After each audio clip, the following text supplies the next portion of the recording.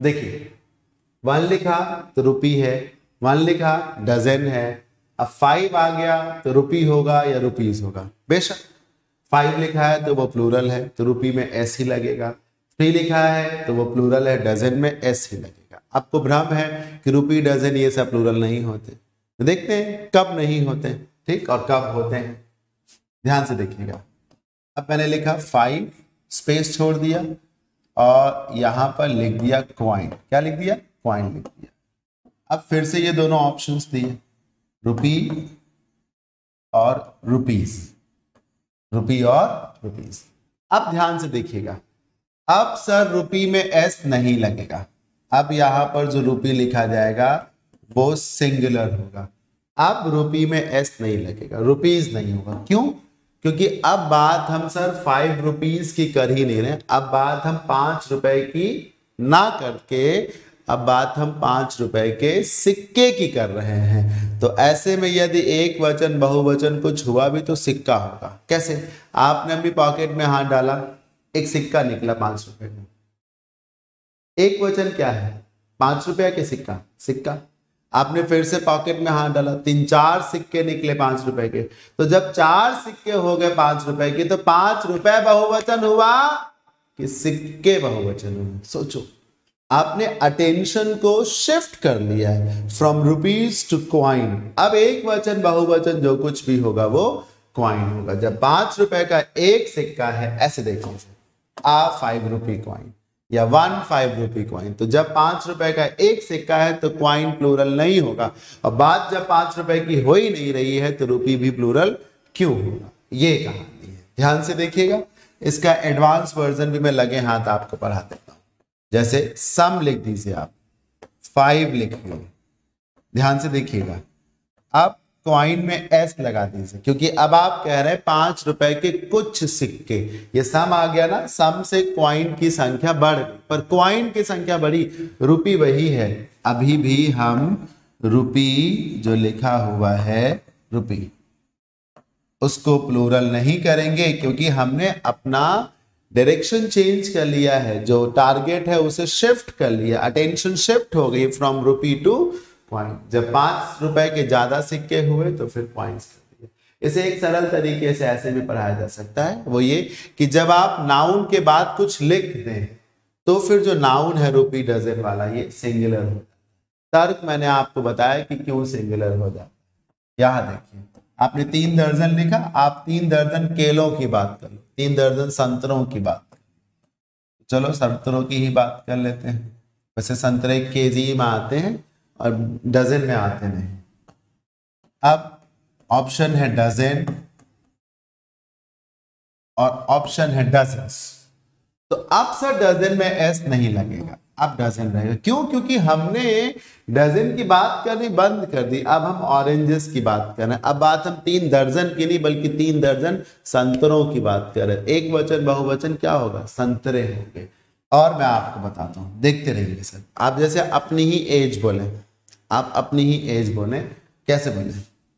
जैसे नितिन एज, किसको पकड़ लेते हैं जो लोग देख रहे हैं? श्याम को देख लेते हैं। Shyam is 20 years old. Shyam is 20 years old. Year में एस लगा, बिल्कुल सही हुआ, बिल्कुल सही हुआ। अब ध्यान से देखिएगा, बहुत ध्यान से देखिए। 20 years old, ध्यान से देखिएगा, मैं फिर से लिख रहा हूं। 20 years old officer, officer, 20 years old officer. अब ये गलत हो गया सर, अभी तक आप सिर्फ 20 साल की बात कर रहे थे, तो 20 की वजह से ईयर्स को प्लूरल किया। अब आप 20 साल की बात कर रहे हैं कि 20 साल के ऑफिसर की बात कर रहे हैं? 20 साल के ऑफिसर की बात कर रहे हैं, तो फिर ईयर क्यों प्लूरल होगा? ऑफिसर इसलिए नहीं होगा क्योंकि 20 साल का एक ऑफिसर है, और ईयर इसलिए प्लूरल नहीं होगा क्योंकि ईयर की बात नहीं हो रही, बात हो रही सर जी ऑफिसर। तो जैसे ही नाउन आगे आ गया, कुछ आगे आ गया, तुरंत ये सिंगुलर हो गया। सही होगा 20 ईयर ओल्ड ऑफिसर। क्या होगा sir? Are 20 year old officer. और क्वेश्चंस पे देखिएगा और स्टेटमेंट्स देखिए। जैसे आपने कहा 3 मेंबर्स, क्या कहा? 3 मेंबर्स, सही किया, मेंबर में एस लगाया। अब 3 सदस्यों से मिला करके आपने बना दी एक कमिटी या जूरी बना दी। 3 सदस्यों से आपने एक पैनल बना दिया, कमिटी बना दी। तो जब 3 सदस्यों की कमिटी की बात हो गई तो सदस्यों की बात होगी या कमिटी की बात होगी? ऑफ कोर्स कमिटी की बात होगी। अब हमारा अटेंशन शिफ्ट हो गया फ्रॉम मेंबर्स टू कमिटी। अब हम 3 सदस्यों की समिति की चर्चा कर रहे हैं, समिति की चर्चा कर रहे हैं। तो कैसे बनेगा देखिएगा, द थ्री मेंबर कमिटी। क्या बनेगा sir? The 3 member committee. Committee plural नहीं होगा क्योंकि 3 सदस्य जब मिले तब जाके कहीं एक कमिटी बनी। और मेंबर प्लूरल नहीं होगा क्योंकि बात मेंबर की हो ही नहीं, बात हो रही कमिटी की। अब ये एरर में कैसे आता है पेपर में? जैसे पीछे बताया वैसे यहां देख लीजिए, 3 मेंबर्स कमिटी। अभी भी मेंबर में एस लिखा लगा दिया जाएगा, तो वो नहीं होना चाहिए। जैसे एक टीम है, मान लीजिए 11 खिलाड़ी हैं। कितने खिलाड़ी हैं? 11। तो 11 प्लेयर्स आपने लिखा, सही किया। अब इन्हीं 11 प्लेयर से बन गई है टीम, इन्हीं 11 प्लेयर से बन गई है टीम। तो जब इन प्लेयर से बना दी गई है टीम, तो क्या लगता है आपको? प्लेयर में एस लगा रहेगा तब टीम लिखा जाएगा, 11 प्लेयर्स टीम होगा। क्यों होगा सर? अब बात हम प्लेयर की कर ही कहा रहे हैं, अब बात तो हम टीम की कर रहे हैं। तो अब हम लिखेंगे an 11 player team, an 11 player team. ये तरीका है। उम्मीद है समझ में आ गया होगा आप सभी को।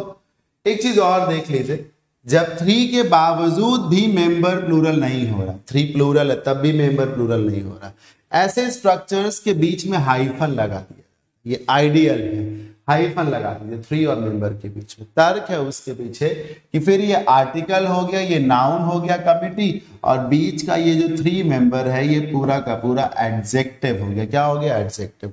एडजेक्टिव सर सिंगुलर प्लूरल नहीं होता, एडजेक्टिव में एस यस नहीं होता। ध्यान रहे, वहीं पर हाइफन लगे जहां पर ये तय हो चुका है कि नाउन सिंगुलर होगा।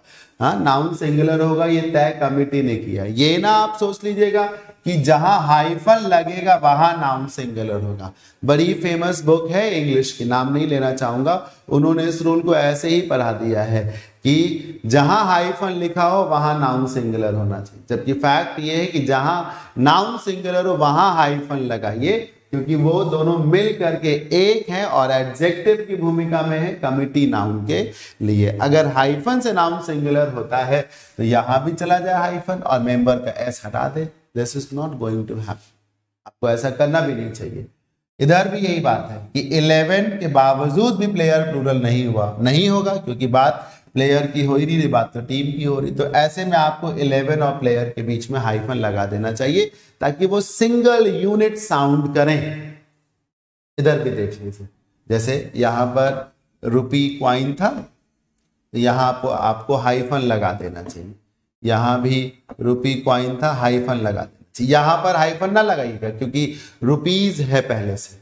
इधर देख लीजिए, यहां पर हाइफन ना लगाइएगा क्योंकि 20 के बाद ईयर्स लिखा है, पर आप यहां पर लगा दीजिए हाइफन क्योंकि 20 के बावजूद भी ईयर में एस नहीं लगा। यहां मत लगाइएगा, यहां पे तो डजन्स लिखा है, यहां लगा दीजिए जहां पे डजन है हाइफन। उम्मीद है समझ में आ रहा होगा। हाइफन 2 शब्दों को एक कर रहा है और जो 3 डजन है वो ऑरेंजेस का एडजेक्टिव है, जो 20 ईयर ओल्ड है वो ऑफिसर का एडजेक्टिव है, जो 5 रुपी है वो क्वाइन का या क्वाइंस का एडजेक्टिव है। ये लॉजिक है इसके पीछे। एक चीज और दिखा देता हूं मैं आपको। कई बार आपने सुना होगा बोलते समय दर्जनों बिल्डिंगें, सैकड़ों छात्र, हजारों यात्री, बोलते हैं ना, सैकड़ों लोग, हजारों छात्र, ऐसे बोलते हैं ना, लाखों रुपया। तो इसको कैसे लिखते हैं, ध्यान से देखिए। डजन्स ऑफ, नई जगह बता देते हैं, दर्जनों दर्जनों डजन्स, इमारतें इमारतें buildings, dozens of buildings, dozens of buildings.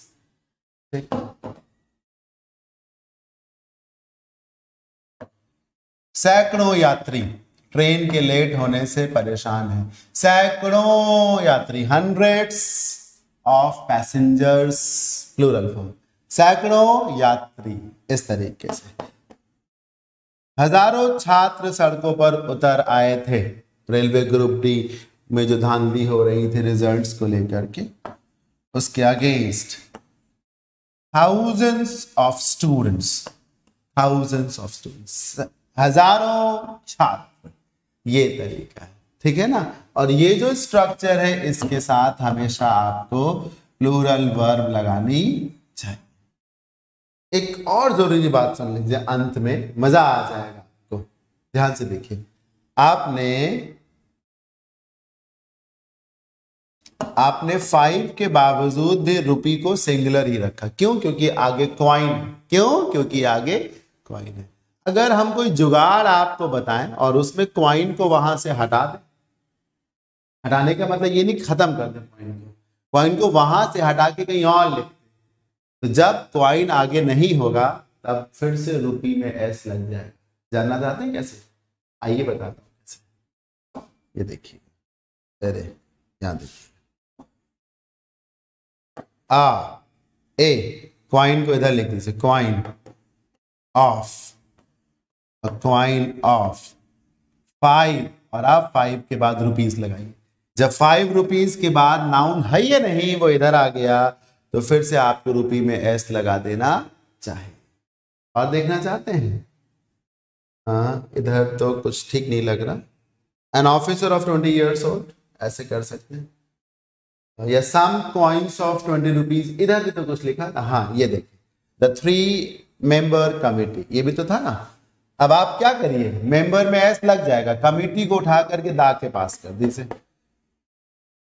Type करके भी आप कमेंट में बता सकते हैं कि आप क्या लिखते हैं इसको।